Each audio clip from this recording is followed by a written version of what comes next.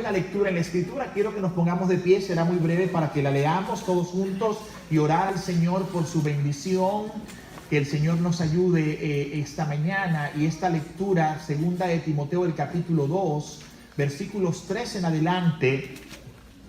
Este es nuestro segundo sermón sobre la serie Una vida comprometida, y estamos haciendo esto para poder guiarte en tu preparación para la asamblea ordinaria de miembros que se celebra todos los años al empezar el año en esta iglesia. Así que el texto dice, hablando Pablo a su hijo Timoteo, es una hermosa recomendación. Tú, hablándole personalmente, tú pues sufre penalidades como buen soldado de Jesucristo. Ninguno que milita se enreda en los negocios de la vida a fin de agradar a aquel que lo tomó por soldado. Y también el que lucha como atleta no es coronado, sino lucha legítimamente. El labrador, para participar de los frutos, debe trabajar primero. Señor, te suplicamos ahora, al abrir tu palabra, la palabra del Dios vivo y verdadero, la que es suficiente, no solo para salvar nuestras almas, pero para darnos las herramientas con las cuales podemos servirte a ti y a nuestra comunidad. Abre nuestro entendimiento, ilumina nuestras almas, y que tu palabra, Señor, guíe nuestros pasos cual lámpara a nuestros pies. En Cristo te lo rogamos. Amén y amén. En una ocasión escuché a un pastor amigo mío decir esta frase: un hombre termina convirtiéndose en aquello con que se compromete. Y creo que es una gran verdad. En realidad, la razón por la cual un novio se convierte en un esposo es porque se compromete ya no a ser el novio solamente, sino ahora el responsable, la persona que va a cuidar, va a proveer y va a estar allí con aquella mujer el resto de su vida. Hay una diferencia entre ser un novio y ser un esposo. Hay una gran diferencia. No hay ninguna razón para que el novio deje de ser un novio toda la vida, pero obviamente ahora tiene una gran responsabilidad. Uno termina convirtiéndose en aquello en lo que se compromete. Y realmente yo creo que sí, que es así, porque por ejemplo, uno lo puede ver en la experiencia de la vida diaria. Alguien desea convertirse en un cirujano, en un doctor. ¿Qué debe hacer él? Bueno, lo primero que necesita es el compromiso de estar todos los días en clases, tomando cada una de las materias, quemándose las pestañas. Recientemente vi foto de uno de nuestros miembros que su hija se acaba de graduar de doctora. Cuánto orgullo y cuánto gozo produce en el corazón saber que 8 años de estudios finalmente produjeron aquello con lo cual ella se comprometió cuando entró por primera vez al aula de clases. Uno termina convirtiéndose en aquello en lo que uno se compromete. Y así es con todo. Así es con todo. Un bombero, un hombre de negocios, un emprendedor, las horas de estudios, la práctica, el esfuerzo que se pone cada día, con el paso de los años, lograrán aquello. La Biblia usa estas ilustraciones que hoy hemos leído para empezar nuestro tiempo acá, como una muestra de que de igual manera el creyente debe vivir una vida comprometida. Tú pues sufre penalidades como buen soldado de Jesucristo. Ninguno que milita se enreda en los negocios de la vida a fin de agradar a aquel que lo tomó por soldado. Y también el que lucha como atleta no es coronado, sino lucha legítimamente. El labrador, para participar de los frutos, debe trabajar primero. Y si ustedes notan conmigo la idea de compromiso, hay allí 3 grandes demandas: es sufrir, luchar y trabajar. Es parte del compromiso. Pero también hay 3 grandes recompensas. Dice: agrada, recibe el premio y participa de los frutos. Esa es la verdad.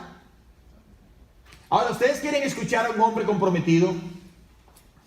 Hechos 20:24 nos habla de un hombre con un gran compromiso.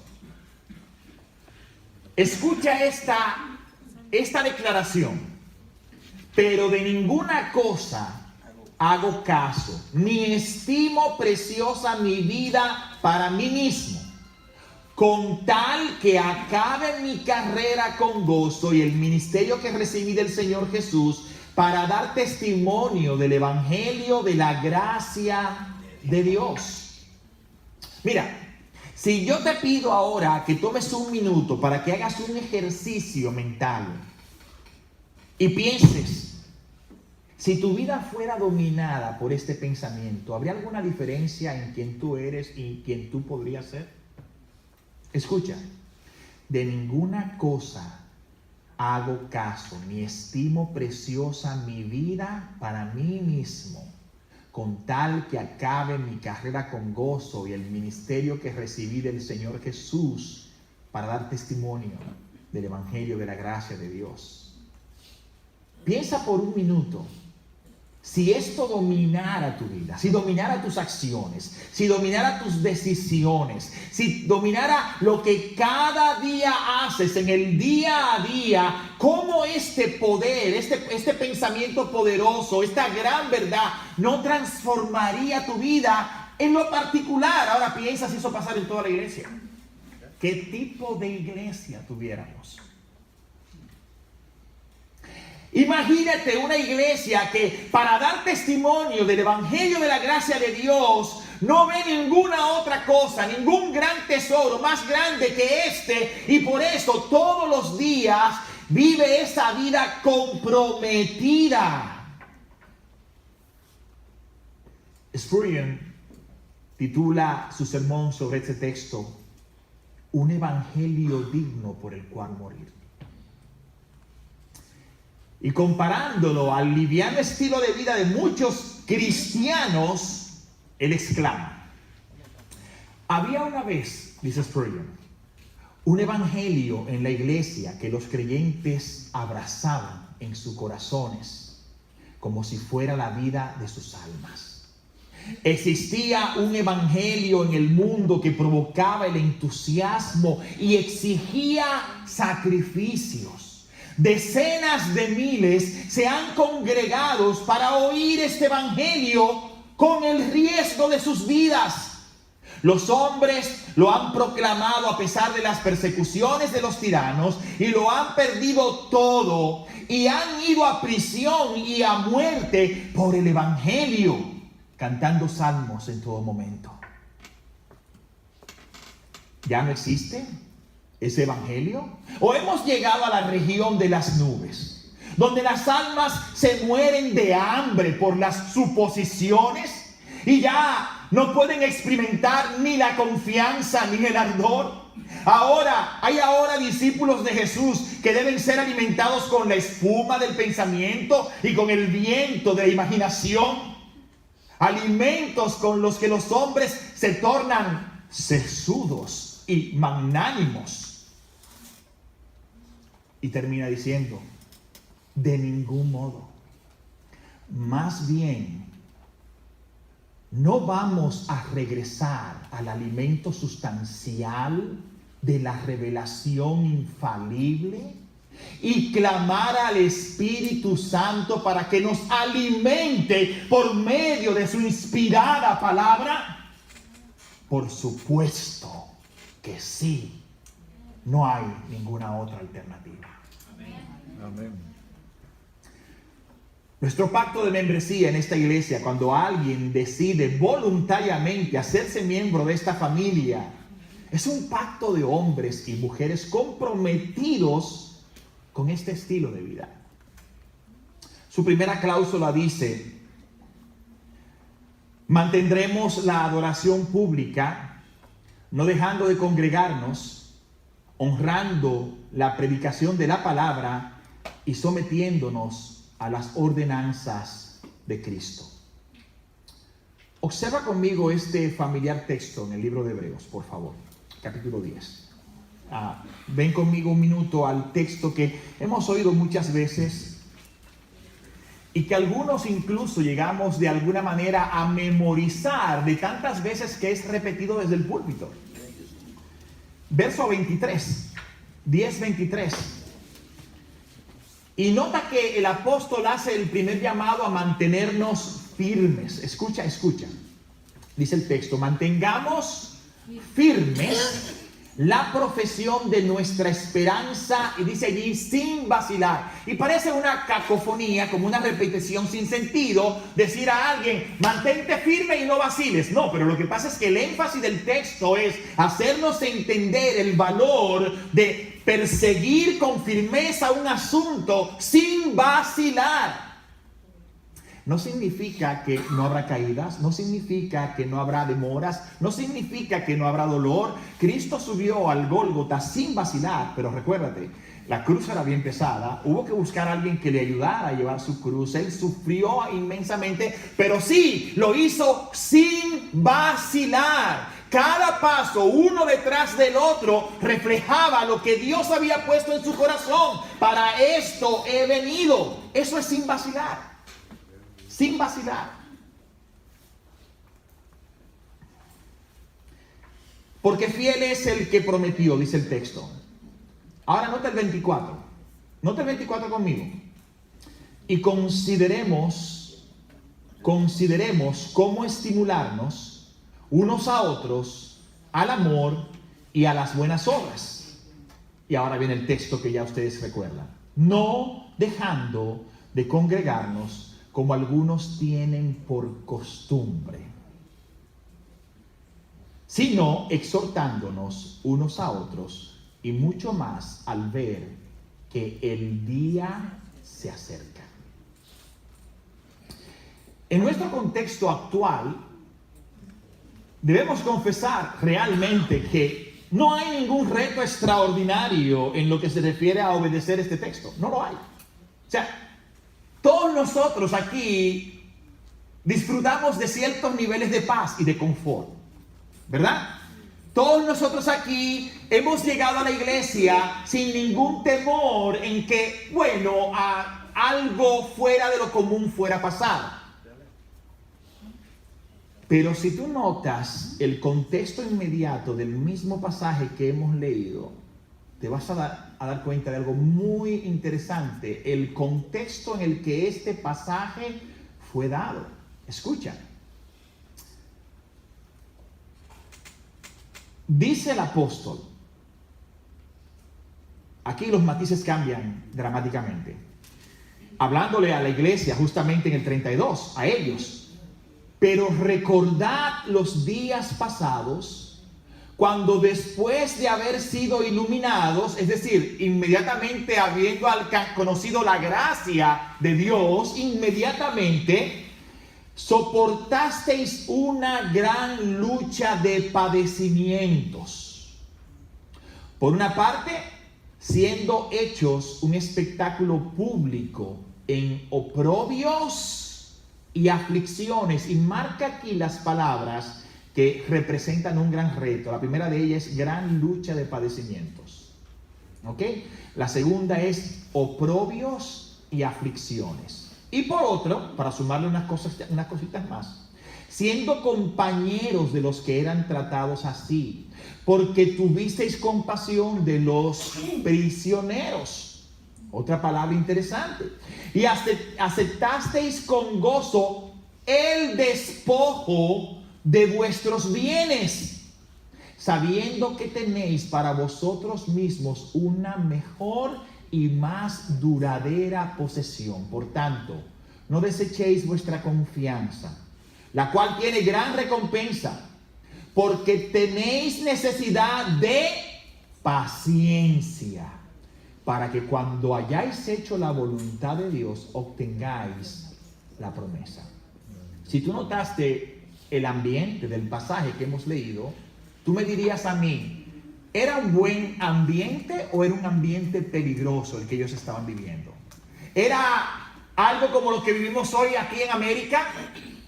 ¿Cuál es el reto de vivir en América para venir y obedecer el mandato de Cristo de congregarnos? ¿Cuál es?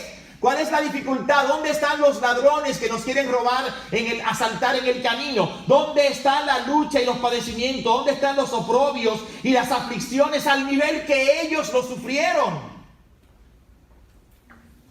En medio de una persecución gubernamental, es decir, que estaba patrocinada por el Estado y que muchos de una manera privada aprovecharon para también sacar beneficio. Y yo pregunto, en medio de una persecución tal, ¿no les parecería que lo más sensato es que cada uno se quedara en su casa? ¿En qué cabeza les parecería, en qué cabeza cabe, como dice uno, en qué cabeza cabe que en medio de algo así yo voy a llevar a mis niños y juntarme con otros exponiéndolos al peligro? Mis hermanos, eso es exactamente lo que ellos estaban haciendo. Estos hombres y mujeres que describe el texto, que habla de que obedecían y asistían a sus reuniones a pesar de estas dificultades, pagaron un alto precio. Pero mira, sí, los sesudos que hablamos ahorita, los que, como dice Spurgeon, eran los más comedidos, tomaron otro rumbo en sus costumbres. ¿Cuál fue? Bueno, como hay tantos peligros, yo no voy a exponer la vida de mis hijos y no voy a exponer mi vida, así que yo voy a decidir no ir a la iglesia. Por eso el texto toma un gran valor. Cuando el texto nos está diciendo, no te dejes de congregar como algunos tienen por costumbre, lo que está diciendo es que los creyentes de aquel momento, a pesar de las dificultades, a pesar de los peligros, a pesar de los retos y a pesar de exponer la vida misma, amaban tanto estar con Cristo y con los suyos, que ellos no medían el valor de las consecuencias y se reunían para adorar a Cristo. Históricamente la iglesia ha desafiado la persecución, porque el que ama a Cristo, el que ama lo que Cristo ordenó, no ve ningún otro anhelo como el anhelo más grande de su alma, que estar allí donde Él quiere que Él esté.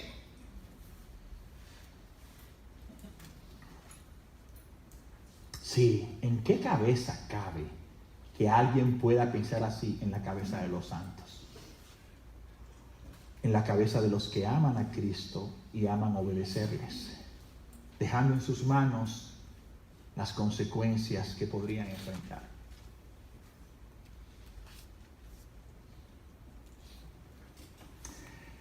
Obviamente, si preguntamos, entonces, ¿cuál es una buena razón para no venir a congregarse? ¿Hay alguna buena razón para no venir a congregarse? Sí. Sí, hermanos, no seamos extremistas. Hay una muy buena razón. Y es pasar de la iglesia militante a la iglesia triunfante. Obviamente, es mucho mejor, dice la Biblia, estar con Cristo que estar en la tierra. Así que cuando una persona que ha dejado de estar en este mundo y está ya ahora en la presencia del Señor, obviamente no tiene ninguna necesidad de venir a reunirse con nosotros. Ahora no sé si usted quiere tener aquí con nosotros reunidos a los que ya partieron. No tiene sentido. Hay una muy buena razón, y es obviamente cambiar el lugar de nuestra morada. Mientras tanto, mientras estas cosas suceden o no suceden, nosotros debemos apurar nuestros corazones para hacer lo que está a nuestro alcance y aún fuera de él, con el objetivo de venir y obedecer el mandamiento de Cristo. Amén. Venir y obedecer el mandamiento de Cristo. Mira el verso 37 del capítulo 10. Porque dentro de muy poco tiempo, dice el apóstol, el que ha de venir vendrá y no tardará. Más, y escucha aquí cómo lo llama, más mi justo vivirá por la fe. Ahora, nota acá la parte final. Y si retrocede, mi alma no se complacerá en él. Ahora, déjame preguntarte algo. Si vemos el pasaje dentro de su contexto, ¿tú dirías que acercarte a Cristo en la adoración corporal, asistiendo fielmente a las reuniones de la iglesia, tú lo considerarías como un avanzar espiritualmente? A ver, como esta mañana decíamos, cada día del Señor es como un escalón en el cual nosotros debemos usarlo para acercarnos más a ese deseo de ser semejantes a Cristo. Cada día del Señor, cada oportunidad, cada domingo, cada vez que la iglesia se reúne, yo veo una única oportunidad, una preciosa oportunidad de sentarme para adorar a Cristo, para escuchar su palabra, para tener comunión con mis hermanos, para crecer espiritualmente. Eso es avanzar. Por otro lado, el texto claramente dice que no hacerlo sería retroceder. Y el texto dice, y si retrocede, mi alma no se complacerá en él. Alguien dijo, ¿sabe cuál es el gran problema de estos temas? Que siempre le caen a las personas que vienen. A los que no vienen ni se enteran. Así que todo lo que venimos siempre al culto, estamos aquí sentados pensando, eso está muy bien, pero yo vengo. Y los que no vienen no lo escucharon. Hágale llegar este mensaje a los que no vinieron. Creo que ahora que están grabando los videos y poniéndole en una página en la web, en YouTube, usted puede hacer un compartir de esta información con lo que usted quiera, que escuchen estas cosas. Así que, amados míos, hay una gran demanda. Vivir comprometidos es justamente, esta es la diferencia entre el hombre negligente y el hombre que es, obviamente, trabajador. El hombre que es, ¿cuál es la diferencia del negligente? El ocioso. Está el ocioso y está el otro. ¿Cuál es el otro? El diligente, ¿correcto? ¿Cómo usted sabe que alguien es diligente? Por la manera como actúa. Alguien que es diligente en su trabajo estará siempre buscando la ocasión de irse al baño, buscando la ocasión de, se fue el jefe, déjame bajarme ahora y meterme debajo de la mesa. No. Por supuesto, el hombre diligente es aquel que va a mostrar su diligencia con algo que se llama hechos. Trabaja. Cuando la Biblia nos habla del diligente y del negligente, nos presenta una escena que casi es una pintura para nosotros. Cómo el hombre diligente en el verano sale a arar su tierra.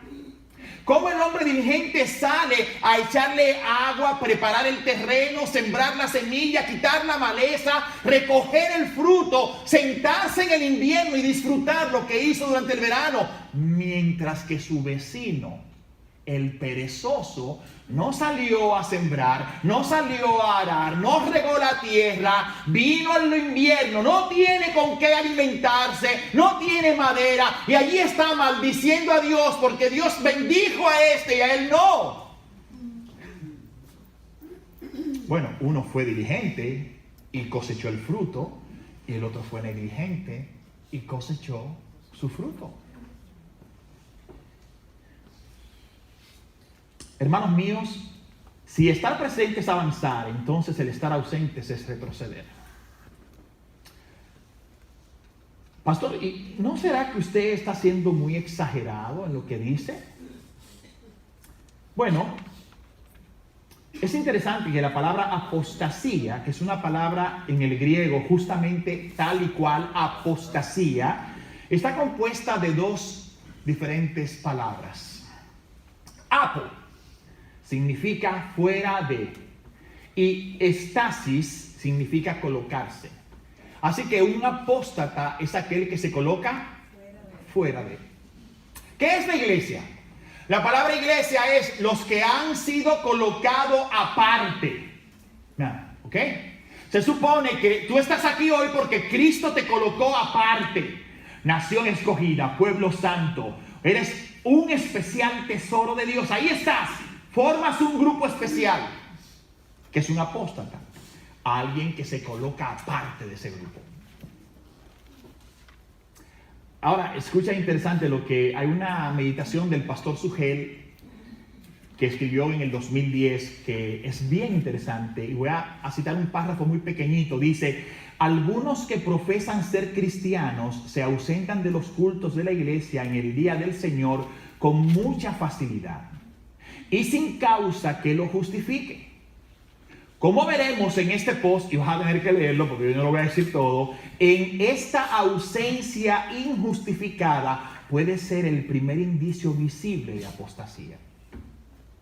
¿Qué es lo que pasa con la gente que finalmente se va de las iglesias? ¿Usted cree que eso viene un día, el tipo amaneció un día y dijo, no más, ya no voy más? No.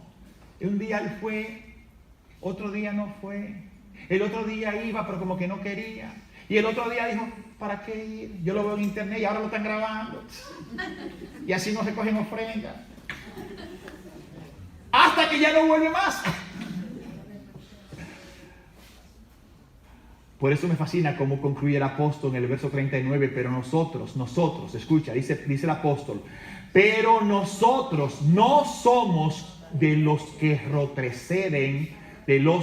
retroceden para perdición, sino de los que tienen fe para la preservación del alma. Ahora te das cuenta por qué empecé con Pablo cuando él dijo, de ninguna cosa hago caso. Porque cuando este pensamiento se adueña del corazón, no importa lo que pase, tú vas a seguir siendo fiel a Dios. No importan las dificultades, no importan las situaciones, de ninguna cosa hago caso. Si yo escribo algún día un libro, va a ser de ese texto. Me fascina. Y creo que resume la vida de Pablo de una manera asombrosa. De ninguna cosa hago caso. Me saludó, no importa, yo voy. No me saludó, yo voy. Me dijo feo, sigo yendo. Me maquillo un poquito, pero sigo yendo. No importa lo que pase. No importa.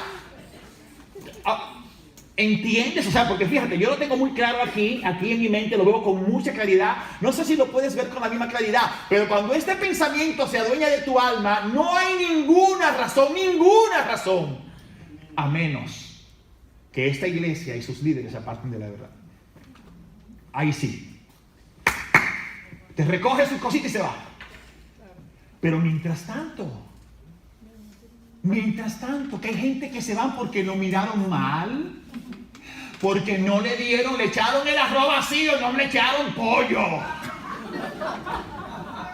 No, a mí no me eche cocote, tú me estás viendo, no, a mí échame mi mulito ahí.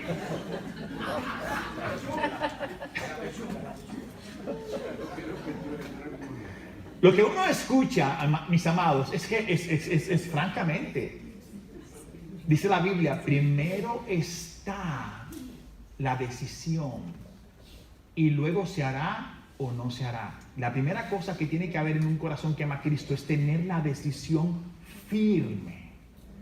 Porque uno lee las parábolas y uno se olvida que Cristo nos enseñó con la parábola del sembrador de que de todas las semillas que se regaron, algunas de ellas parecían efectivamente que darían fruto al ojo humano, a la evaluación humana. Crecían y daban flores y luego con el paso del tiempo se secaban, y el texto nos explica que así justamente sucede en la iglesia.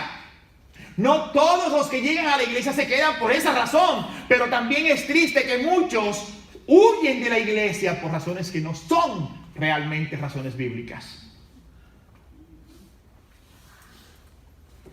Nosotros no somos como los que retroceden para perdición, sino de los que tienen fe para la preservación del alma. El himno de los que perseveran, ¿saben cuál es? El himno de los que perseveran está escrito en Romanos el capítulo 8. Y ese himno claramente dice que ni lo alto, ni lo bajo, ni lo profundo, ni ninguna cosa creada nos podrá separar jamás del amor de Dios, que es, ¿dónde? En Cristo. No en nosotros, en Cristo Jesús, Señor nuestro. Amén. Y cuando nosotros entendemos eso, eso nos proporciona una gran paz.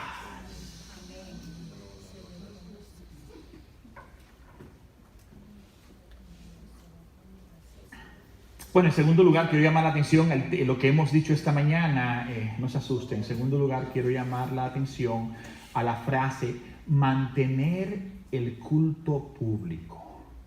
Es decir, este primer párrafo de nuestro compromiso de membresía dice: mantendremos la adoración pública.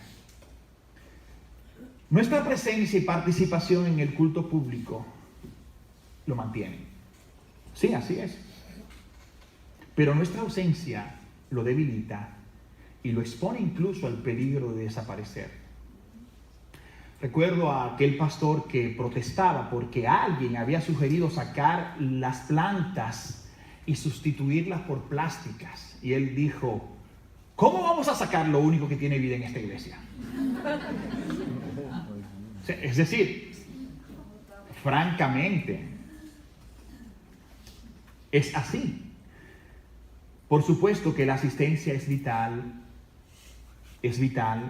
y esto mantiene el culto público. Pero venir solo por venir no lo es todo. Venir con apatía, sin interés, para desentonar, buscar defectos, criticar, dividir, ir en contra de la corriente. No, la idea es venir como un cuerpo, como un alma, una mente, enfocados, entusiasmados. ¿Entiende al salmista que cuánto me alegré cuando me dijeron vamos a la casa del Señor? Mi corazón estalló en júbilo. No es lo mismo ir a la casa del Señor el domingo que el lunes al trabajo. ¿Cuántos dicen? Yo me alegré con los que me decían vamos a trabajar. Por supuesto que aquí creo que nadie dice eso, ¿no? Pero cuando llegue el día del Señor, ¡wow! Esa es la expectativa de gozo. Voy a ver a Cristo. Voy a escuchar su palabra. Voy a tener comunión con mis hermanos. Voy a disfrutar este día. Como un cuerpo, como un alma, una mente, enfocados, entusiasmados, expectantes, atentos, humildes. ¿Para qué voy a venir? Bueno, primero para honrar la predicación de la palabra. Honrar la predicación de la palabra. La iglesia es de los pocos lugares públicos donde los primeros asientos usualmente están vacíos. Si usted va a un concierto de cualquier artista famoso, olvídese, si usted no compró sus tickets con tiempo, usted va a terminar como yo, que fui a un juego de los Dolphins, que para poder ver el juego tenía que usar... Y yo estaba en el estadio. Sí, me tocó, yo creo que nos vendieron el ticket que era después de donde termina la pared, allá, al final. Y ahí estaba yo con otro amigo y mi hijo tratando de ver lo que estaba pasando con estos catalejos, estos binoculares. Cuando Cristo dice que los que se sientan adelante son los fariseos, hermanos, no está hablando de la iglesia. La Biblia dice, acércate bien para oír. Nosotros deberíamos estar tan deseosos de escuchar a Cristo que nos deberíamos exponer al peligro de ser escupidos por mí cuando hablo.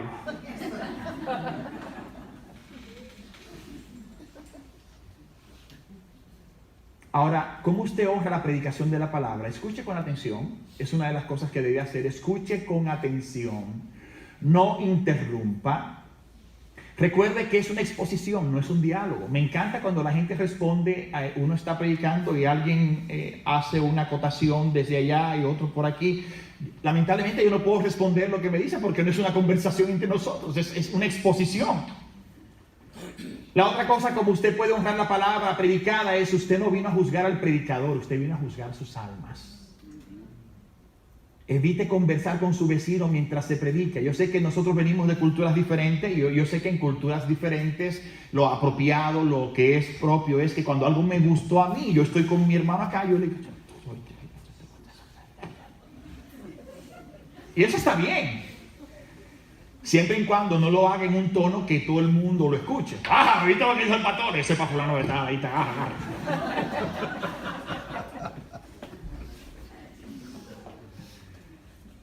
hágase el hábito de tomar notas. Nosotros somos muy malos para tomar notas, muy malos, muy malos. Cómprese una mascotita vieja y un lápiz, o grábelo, pero hágase el hábito de tomar notas. Y otra cosa, disciplínese a sí mismo con respecto al uso del celular. Teníamos una discusión entre pastores de qué hacer con los celulares en la iglesia. La verdad es que es imposible que nosotros a la entrada le pidamos que usted deje su celular en una canasta. Es imposible, o sea, no podemos controlar eso. Ahora, pero usted que es una persona adulta, sí puede disciplinarse en el uso de su celular. Una cosa es buscar el texto en el celular que yo estoy predicando, y otra cosa es hacer un update en Facebook mientras el culto está andando. Son dos cosas diferentes. O yo aquí y veo que no lo estoy viendo, ¿no?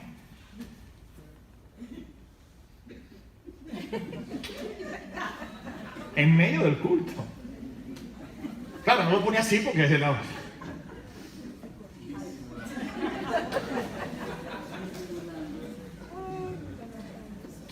Sí, porque como que se nos olvida que el que está aquí arriba tiene ojos y puede ver algunas cositas, ¿no? Segundo lugar, sometiéndonos de estas cosas de honrar la predicación. He dicho honrar la predicación de la palabra. Y la segunda cosa que dice el pacto es sometiéndonos a las ordenanzas de Cristo. Escucha esto, sometiéndonos a las ordenanzas de Cristo. Y al hacerlo así, hermanos míos, cuando yo me someto a las ordenanzas de Cristo, yo estoy alineando mi vida con la obediencia. ¿Se acuerda cómo llaman al bautismo público? Le llaman una señal de obediencia. Aunque el bautismo es un acto que ocurre una sola vez en la vida, sin embargo, este abre una puerta a la participación activa en la mesa del Señor y en la vida de la comunión con mis hermanos.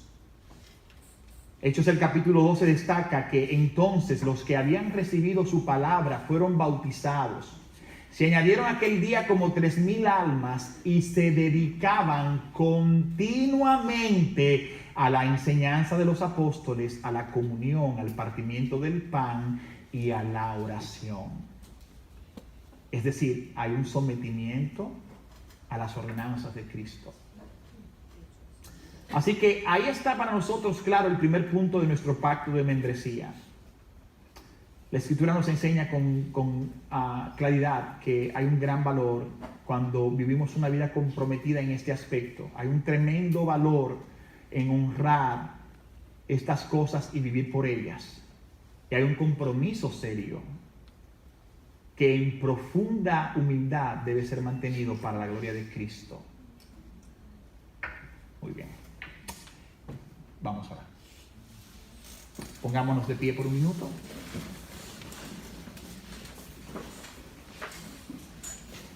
Esta mañana también, algunas hermanas le van a entregar un documento para que usted lo lea y ponga allí, especialmente a todos los miembros de la iglesia, información que hemos estado queriendo recabar en el tiempo de la comida, ¿verdad? Va a ser, ojo, le vamos a dar un documento seco